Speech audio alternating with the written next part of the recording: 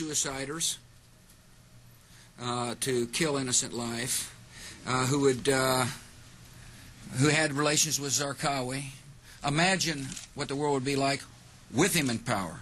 The idea is to try to help change the Middle East. Now look, part of the reason we went into Iraq was the main reason we went into Iraq at the time was we thought he had weapons of mass destruction. It turns out he didn't, but he had the capacity to make weapons of mass destruction. But I also talked about the human suffering in Iraq, and I also talked the need to advance a freedom agenda.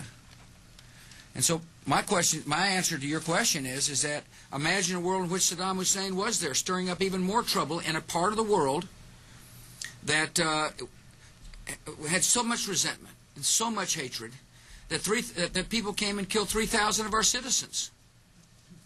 You know, I've heard this theory about, everything was just fine until we arrived, and kind of stir up the hornet's nest theory. It just doesn't hold water as far as I'm concerned. The terrorists attacked us and killed 3,000 of our citizens before we started the freedom agenda in the Middle East. What did Iraq have to do with what? The attack on the World Trade Center.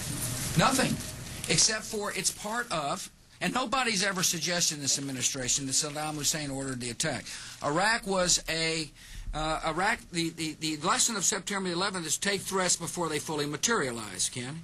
Nobody's ever suggested that the attacks of September the 11th were ordered by Iraq. I have suggested, however, that resentment and the lack of hope create the breeding grounds for terrorists who are willing to use suiciders to kill to achieve an objective. I have made that case. And one way to defeat that, defeat resentment, is with hope. And the best way to do hope is through a form of government. Now, I said going into